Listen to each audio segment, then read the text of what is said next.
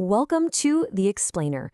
Today we are jumping into one of the most powerful and maybe one of the most challenging parables in the Gospel of Matthew, the story of the 10 virgins. So think about that question. Are you really ready?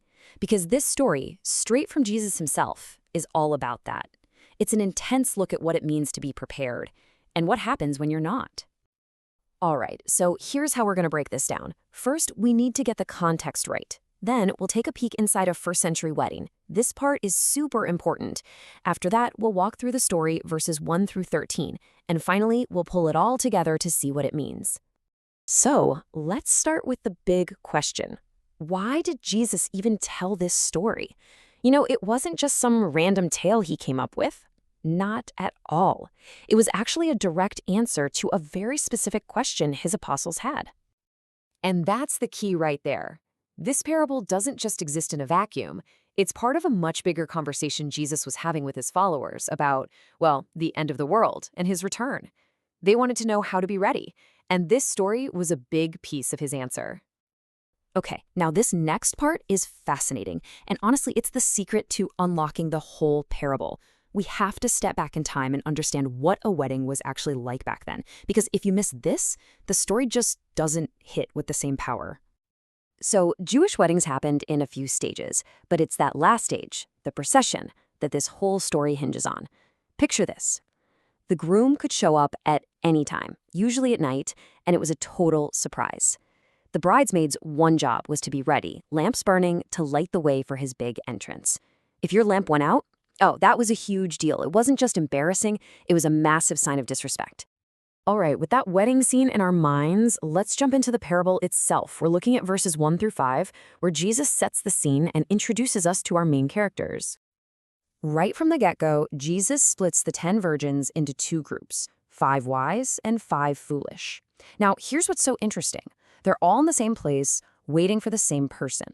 On the surface, they probably looked identical, but underneath, there was a critical difference in how they had prepared. And boom, there it is, the core of the story. See, it wasn't about who had a lamp. They all had lamps. That's the easy part. The real test, the thing that separated the wise from the foolish, was the extra oil. It was about thinking ahead, planning for a delay, and not just doing the bare minimum. Okay, and don't miss this next detail because it's super important. The parable says all of them fell asleep, the wise ones too. So the story isn't saying don't sleep. Sleep here is often seen as a symbol for physical death. The point isn't that you shouldn't fall asleep, it's whether you were ready before that moment came. So, after this long wait, everything changes in an instant. Let's look at verses 6 through 9, where the quiet night is suddenly shattered. Suddenly, at midnight, there's a shout. The bridegroom is here, and you can just imagine the panic. The foolish virgins scramble to get their lamps going, but they're sputtering out. Their first move? They turn to the wise ones and say, "Hey, give us some of your oil." But the answer they get is tough. The wise virgins basically say, "We can't.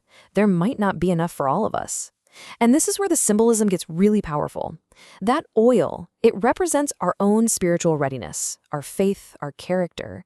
And that's something you just can't borrow. You can't get a last-minute loan on someone else's relationship with God. It has to be your own. And this all leads to the final, chilling conclusion of the story.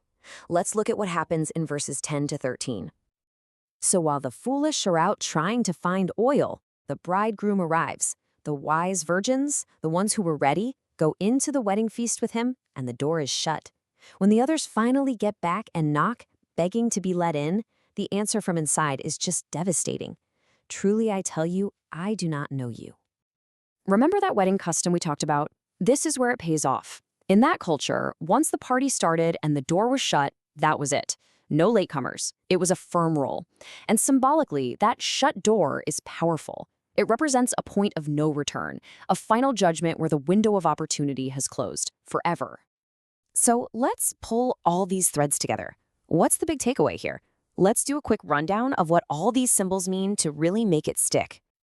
It's pretty straightforward when you lay it all out. The bridegroom? That's Jesus Christ. The virgins? They represent believers, people who are part of the in-group. And that all-important oil is our personal spiritual readiness, having the Holy Spirit with us. What's so stark is that this is a warning for people inside the faith, not outside. It's all about personal responsibility. And I think this quote from Spencer W. Kimball just nails it. It takes this idea of oil and makes it so practical. He says every good thing we do, every act of kindness, every honest tithe, every pure thought, is like adding one more drop of oil to our lamp. It's not about one big grand gesture. It's about the small, consistent things we do every single day. And that brings us right back to the final verse, which is basically Jesus looking right at us and saying, watch.